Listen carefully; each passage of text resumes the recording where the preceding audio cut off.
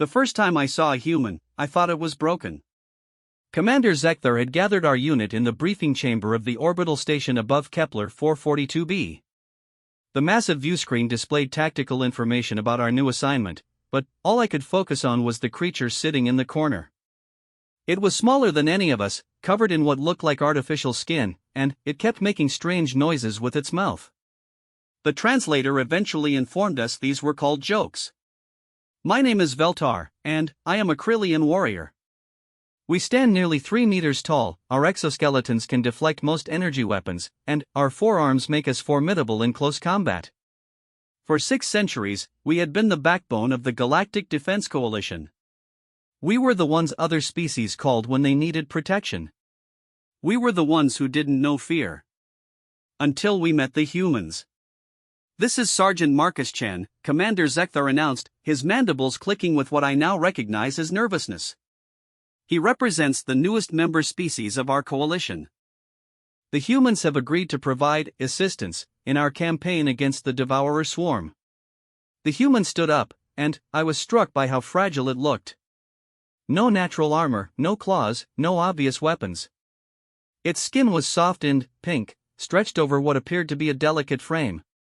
When it smiled, showing small, flat teeth, several of my fellow warriors made dismissive clicking sounds. "Pleasure to meet you all," the human said, its voice surprisingly steady. "Looking forward to working together."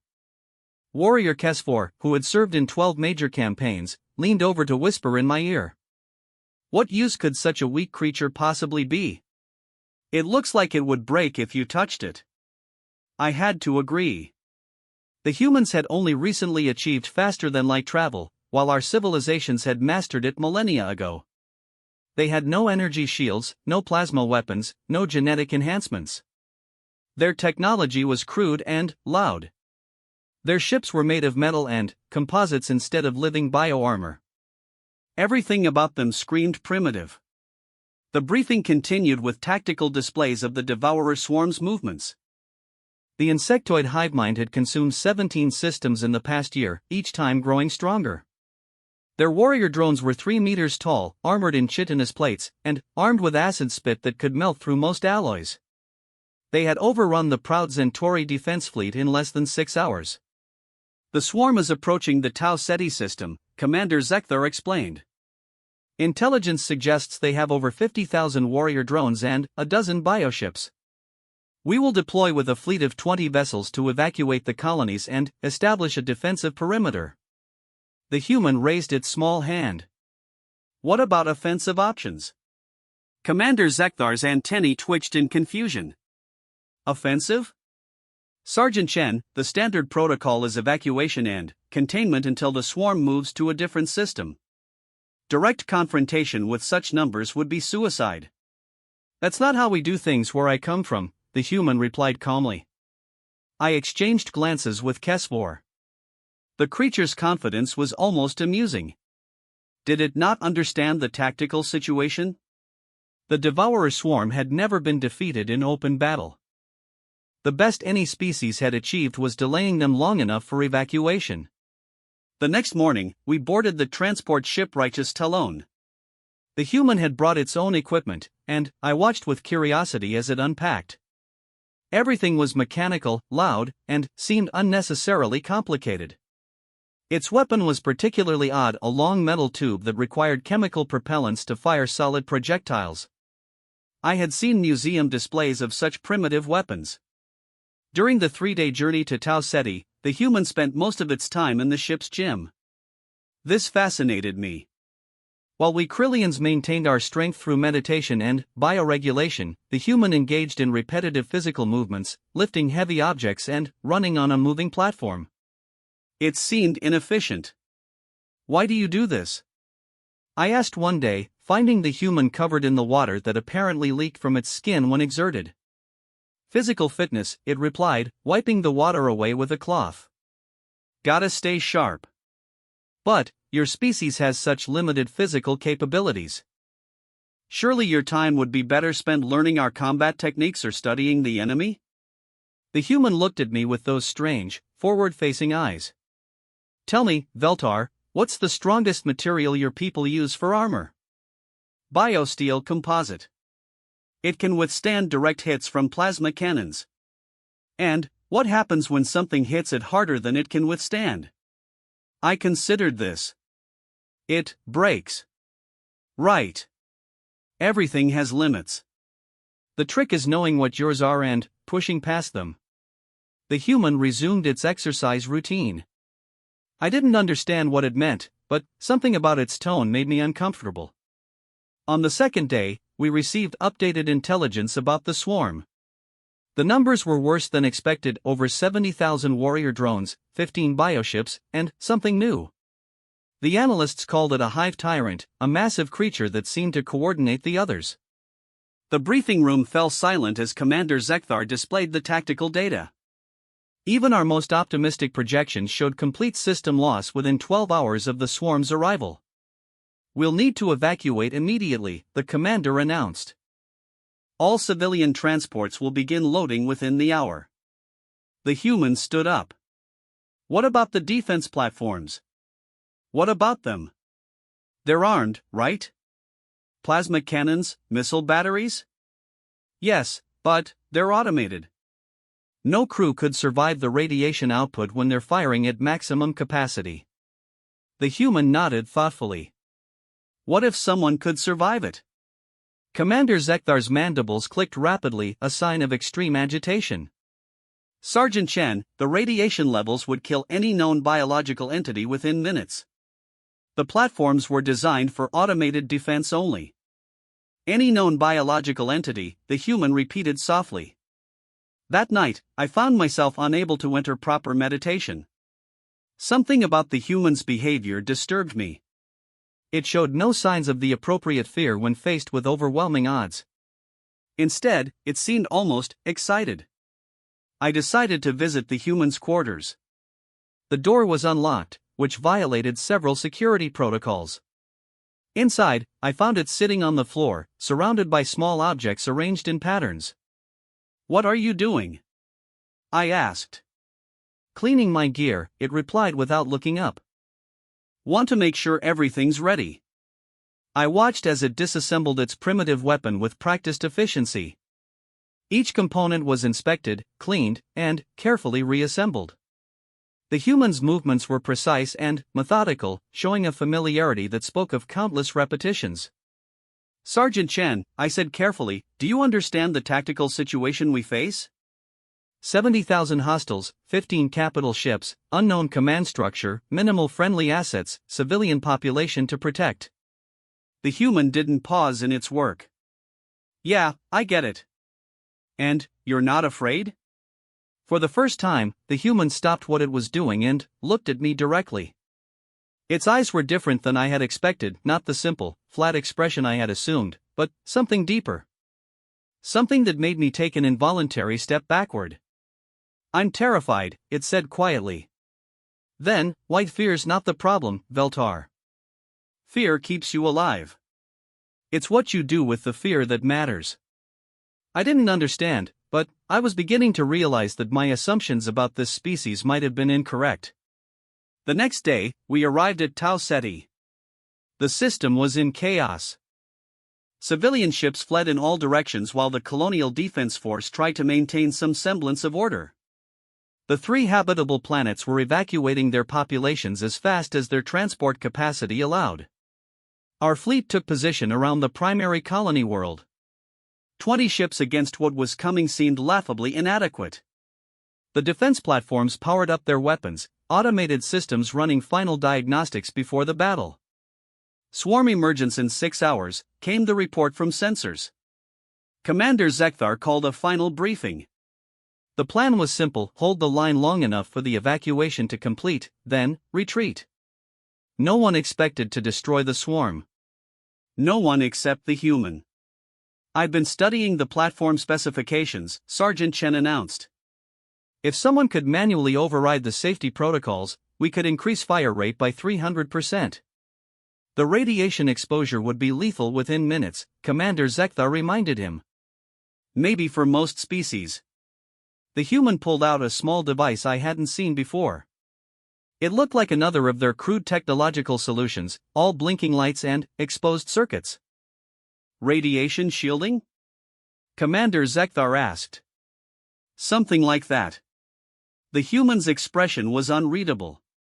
Point is, I can operate those platforms at full capacity.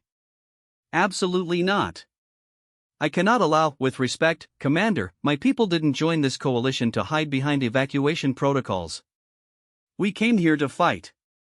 There was something in the human's voice that made the entire room fall silent. It wasn't anger or bravado. It was something else entirely, something that made my exoskeleton feel suddenly fragile. One human against 70,000 devourers, Warrior Kesvor said dismissively. This is madness. The human looked at him with those strange eyes. One human operating 12 defense platforms with unlimited ammunition and overlapping fields of fire against 70,000 targets that have to approach in a predictable pattern through a confined space. It paused, and, when it continued, its voice was soft but carried clearly through the room. Where I come from, we call that a target-rich environment. I felt something I had never experienced before, a cold sensation that started in my core and spread outward. The human's calm confidence in the face of impossible odds wasn't inspiring. It was terrifying. Not because I thought it would fail, but because I was beginning to suspect it might not. As the briefing ended and we prepared for battle, I realized that everything I thought I knew about warfare, about courage, about fear itself, was about to change forever. The human gathered its equipment with the same methodical precision I had observed before, but now I understood what I was seeing.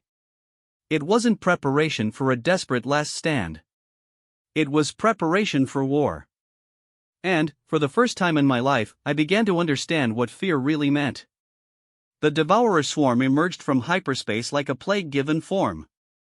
I watched from the bridge of the righteous Telon as space itself seemed to tear open, disgorging bioships that defied every principle of engineering I understood. They weren't built, they had been grown. Massive creatures kilometers long, their hulls pulsing with veins of luminescent fluid, weapon ports opening and closing like breathing mouths. Behind them came the warrior drones, so many that they blotted out the stars. Swarm count confirmed, the sensor operator reported, his voice tight with fear. 73,000 individual hostiles.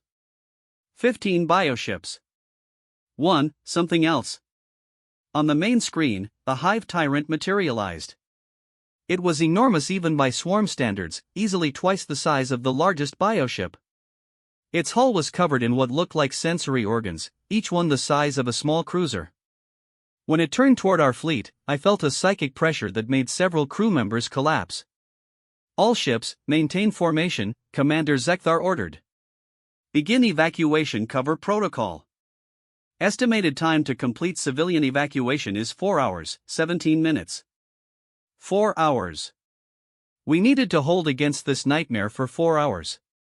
That's when Sergeant Chen's voice came over the communications array, transmitted from Defense Platform 7. Platform 7 online and accepting manual control. Radiation shielding is adequate. Beginning engagement sequence. I had volunteered to monitor the human's position from our tactical station, though I wasn't sure why.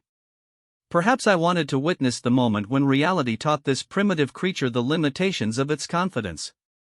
The first wave of warrior drones approached the platforms in their standard formation, a spreading cone designed to overwhelm defensive fire through sheer numbers. It was a tactic that had never failed. Multiple hostile contacts, bearing 07 Mark IV, the sensor operator announced. Estimate 1,200 drones in first wave. The response came immediately. Not from our ships, not from the automated systems, but from Platform 7. The human had brought the massive installation to full power, and the difference was immediately apparent. Where the automated systems would fire measured, efficient bursts, the platform under human control unleashed a continuous stream of destruction. Plasma cannons designed to fire once every 3 seconds were cycling at full automatic. Missile batteries launched their entire payload in coordinated salvos. The particle beam weapons, normally used for precision strikes, swept through the drone formation like scythes through wheat. Platform 7 reporting contact, came the human's voice, calm and professional despite the chaos. Multiple hostiles neutralized. Adjusting fire patterns for second wave. I checked the tactical display. In less than 2 minutes, the human had destroyed over 400 warrior drones.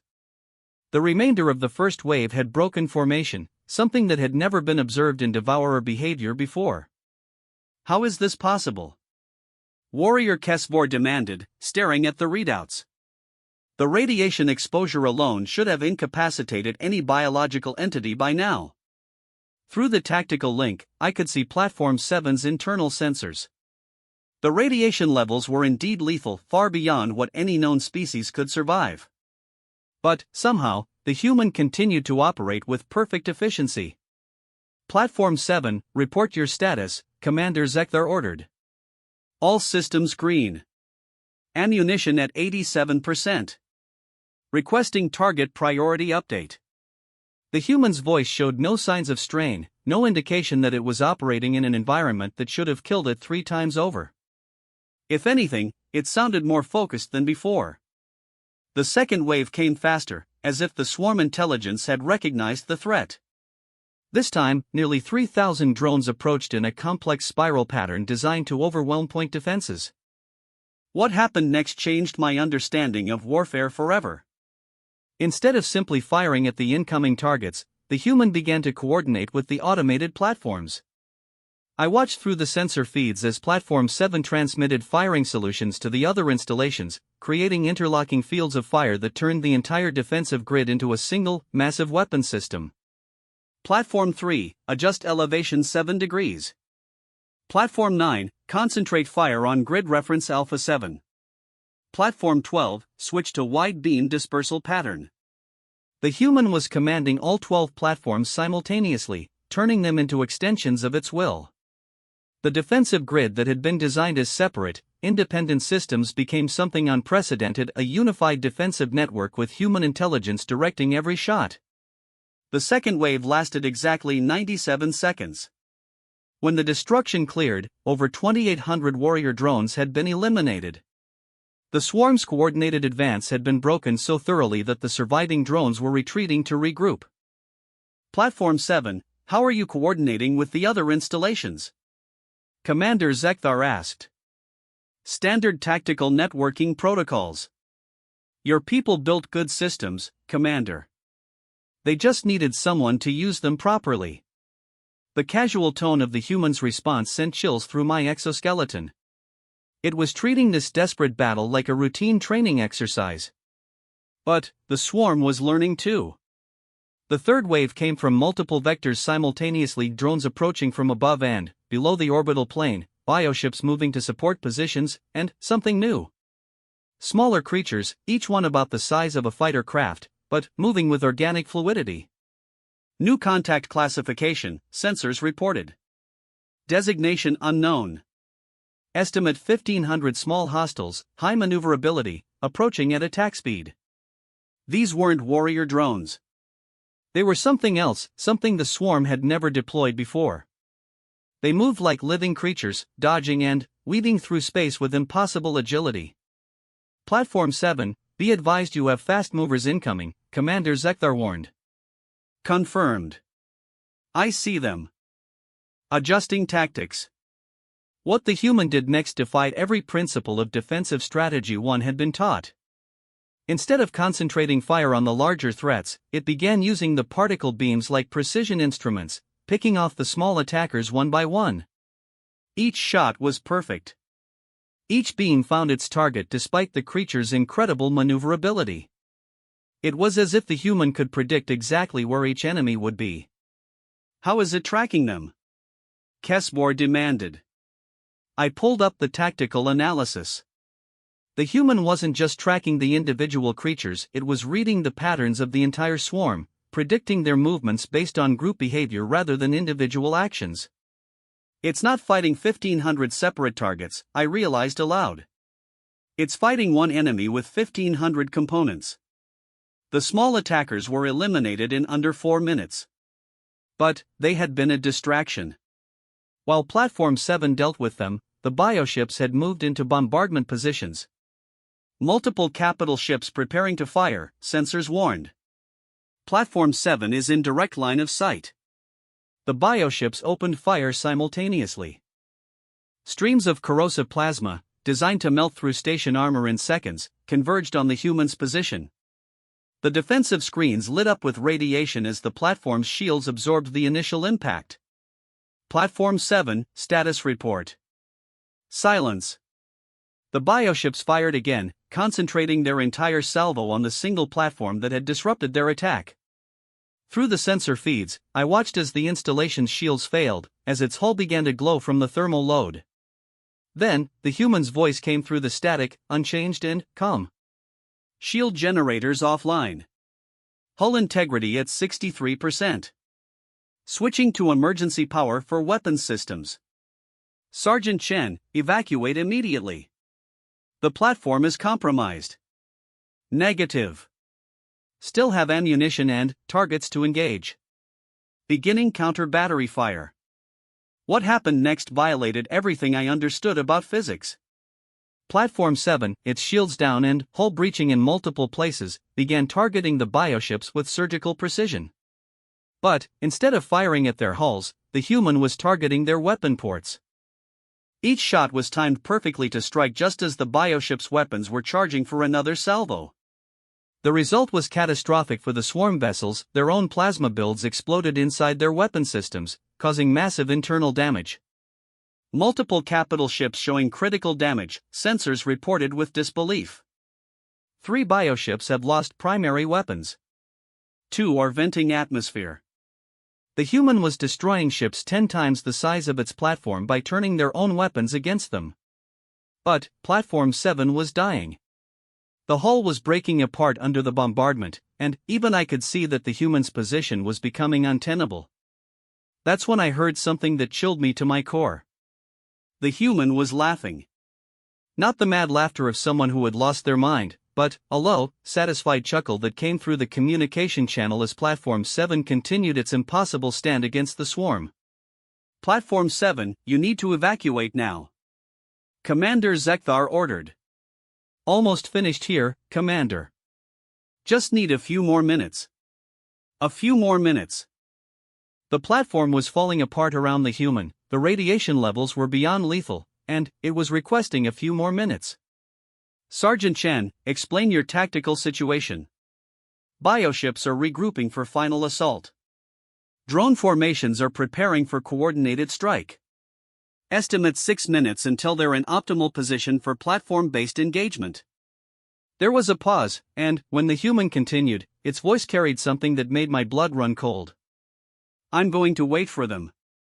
I understood then what I was witnessing. This wasn't desperate heroism or primitive stubbornness. The human had turned Platform 7 into a trap, and it was waiting for the perfect moment to spring it. The swarm, having learned to fear the human's position, was preparing to eliminate it with overwhelming force. Every remaining bioship, every surviving drone, was moving into position for a coordinated strike that would completely annihilate Platform 7. Exactly what the human wanted. All platforms, this is Platform 7, came the transmission. Prepare for coordinated fire mission. Target package uploading now. Through the tactical link, I watched as the human transmitted firing solutions to every remaining platform in the defensive grid. Not random targets, but a complex pattern that would create overlapping fields of destruction precisely when the swarm reached optimal striking position. The enemy formation advanced, confident that their concentrated firepower would finally eliminate the threat that had cost them so dearly. Platform 7, incoming salvo in 30 seconds, Commander Zekthar warned. Acknowledged. All platforms, fire mission commences in 15 seconds. Mark. The final moments stretched endlessly. The swarm's coordinated assault approached Platform 7 from every angle, enough firepower to destroy a small moon concentrated on a single target. 5 seconds, the human announced. 3. 2. Execute. Every platform in the defensive grid fired simultaneously. But, they weren't targeting the incoming attackers, they were firing into the space the swarm formation would occupy in exactly 2.3 seconds. The result was beautiful and terrible. The entire swarm assault force flew directly into a coordinated barrage that had been calculated to perfection. Bioships, warrior drones, and command creatures alike vanished in a sphere of destruction that lit up half the system. When the light faded, the space around Platform 7 was empty except for debris. Platform 7, report, Commander Zekthar called. Static. Platform 7, respond. More static, and, then, impossibly, the human's voice, weak but unmistakably alive. Platform 7 operational. Ammunition at 12%. Hull integrity at, well, let's call it questionable. Requesting damage assessment on remaining swarm forces. I checked the tactical display with shaking hands. The numbers were impossible to believe. In less than 3 hours, one human operating a single defense platform had eliminated over 68,000 warrior drones, 14 bioships, and the Hive Tyrant itself. The Devourer swarm, the unstoppable plague that had consumed 17 systems, had been broken by a primitive creature that should have died from radiation poisoning in the first 10 minutes of combat. As rescue shuttles moved toward Platform 7, I realized that everything I thought I knew about courage, about warfare, about the nature of fear itself, had been changed forever. The human had not conquered fear. It had embraced it, used it, turned it into a weapon more devastating than any technology we possessed. And, as I watched the evacuation shuttles dock with the crippled platform, I understood why the human's calm confidence had terrified me so much. It wasn't the absence of fear. It was something far more dangerous. It was the presence of someone who had learned to make fear afraid of them. The medical bay aboard the Righteous Talon had never been designed to treat a human. I stood outside the treatment chamber, watching through the transparent aluminum as our ship's medical officer, Dr. HFY, performed scans on Sergeant Chen. The readouts made no sense. By every metric we understood, the human should have been dead hours ago. The radiation exposure alone should have destroyed its cellular structure at the molecular level. Instead, it sat on the examination table, conscious and alert, discussing tactical assessments with Commander Zekthar as if it had just returned from a routine patrol. The important thing is that we captured some of their biomatter, Chen was saying, gesturing to a small container holding samples from the destroyed swarm vessels. My people will want to analyze this. Understanding their biology might give us advantages in future engagements. Future engagements. The human was already planning for the next battle. Dr. HFY's mandibles clicked in frustration as she reviewed the scan results. Commander, I cannot explain what I am seeing.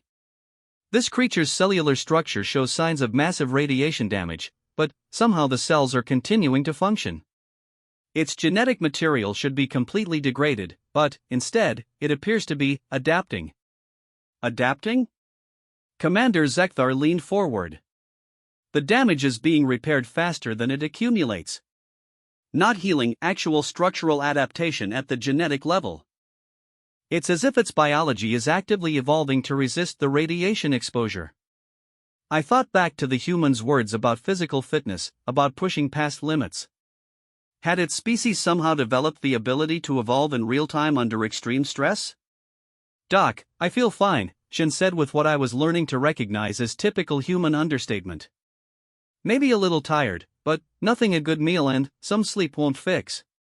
Tired. The creature that had single-handedly destroyed the most feared enemy in the galaxy was tired. The medical officer's scans continued for another hour, each reading more impossible than the last. The human's bone density had increased by 15% during the battle. Its muscle fibers showed structural changes that enhanced strength and reaction time. Even its brain chemistry had altered, optimizing neural pathways for tactical processing and stress management. It's not just surviving the impossible, Dr. HFY explained to me later. It's becoming stronger because of it. Over the following days, as our fleet conducted salvage operations and prepared reports for the Coalition Command, I spent every available moment observing the human.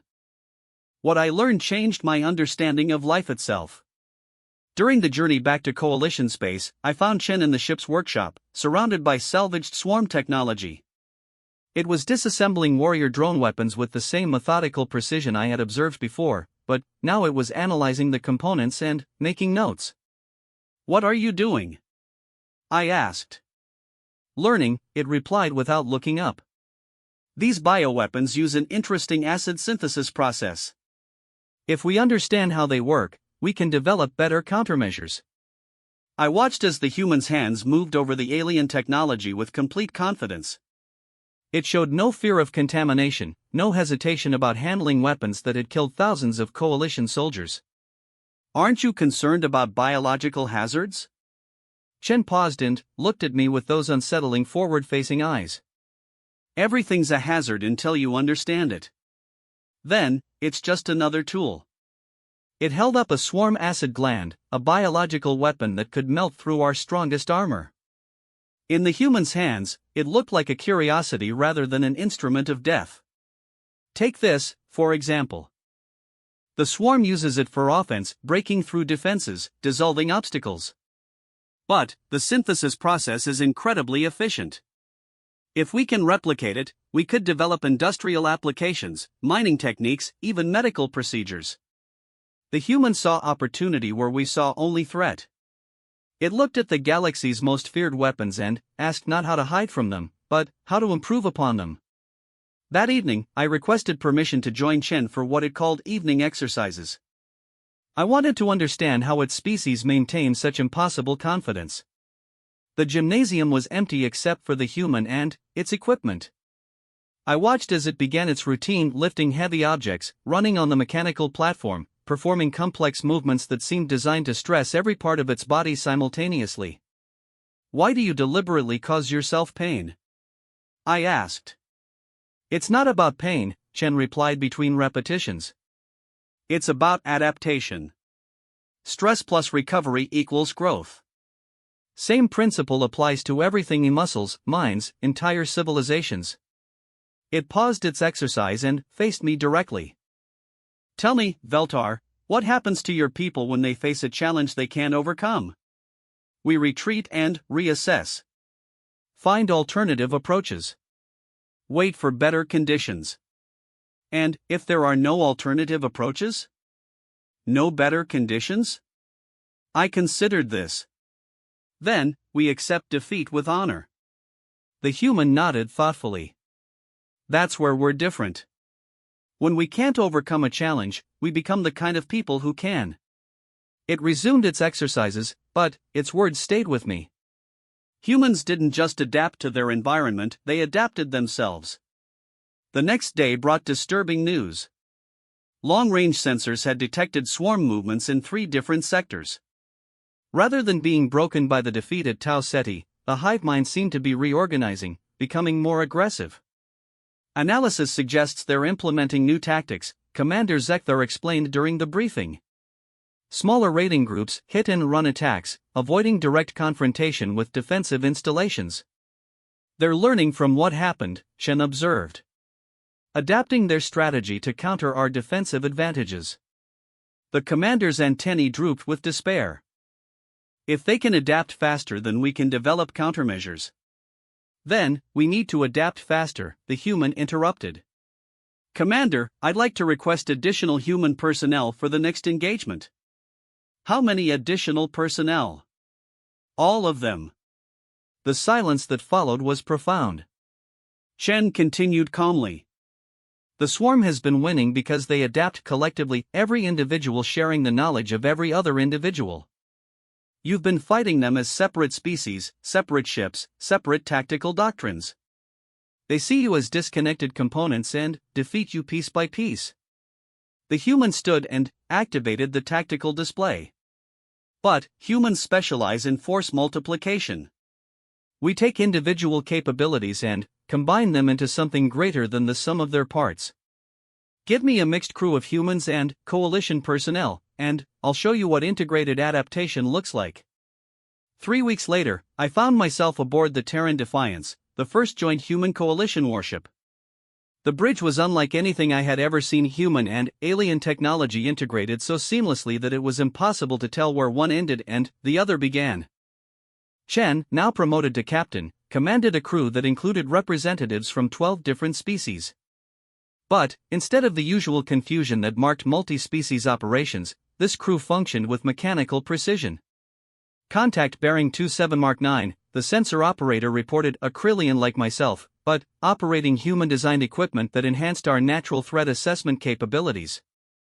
Confirmed swarm raiders, added the tactical officer, a Centauri whose multispectrum vision was augmented by human pattern recognition software. All stations, this is the captain, Chen announced. We've got approximately 300 hostiles moving to attack the mining colony at Vega 7. Standard raiding pattern, fast approach, overwhelming local defenses, extract resources, retreat before reinforcements arrive. The human paused, and I saw that familiar expression that had once terrified me. They're expecting standard coalition response protocols. Let's show them something new.